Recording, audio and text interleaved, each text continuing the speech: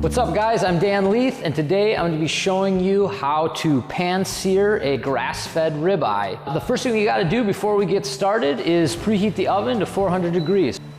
So what I commonly do is that I'll cover my steak in salt about 40 minutes to an hour before I'm going to actually pan sear my steak. So because I've done that, I'm not going to add any additional salt to my steak before I sear it. I'm only going to add a little bit of cracked pepper.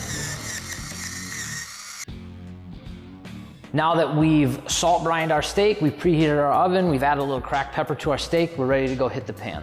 First thing we're gonna do is turn our burner on high heat. For steak, I always go with ghee, which is a clarified butter. Add about a tablespoon of this to sear our steak in. As that butter is melting, it's important that I don't add my steak too early. Ultimately, we're trying to hit roughly 400 degrees surface temperature for our pan. It's very important that we make sure the surface of our steak is nice and dry, which if we salt brine our steak correctly, we should have a nice, dry, even surface to sear with.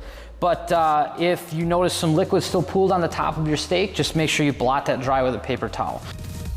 And let that sear for about 2.5 minutes per side. And it's important that we get every side of our steak. I'm gonna hit all the edges and try to get that good browning. It's called the Maillard reaction, where the sugars or the carbohydrate in the meat and the amino acids in the meat combine to make all these new chemical structures that give us that signature delicious smell, that nice beautiful brown crust on the steak. That's what we're after before we transition over into the oven.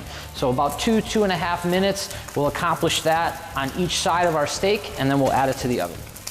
We're ready to transition the pan into the oven. We'll let that go about 5 minutes at 400 degrees, and we'll come back and check our internal temperature. Perfect, so we hit an internal temperature of 130 degrees. Now I'm gonna transfer the steak to the cutting board and let it rest about 10 minutes now. And we do that to allow all the juices to settle and allow our steak to get as tender as possible.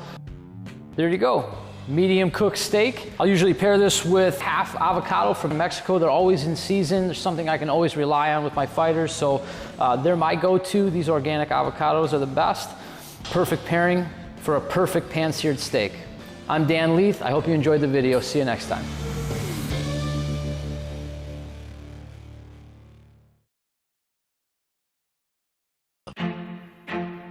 At Whole Foods Market, values matter.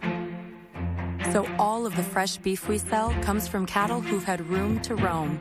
No antibiotics, no added hormones.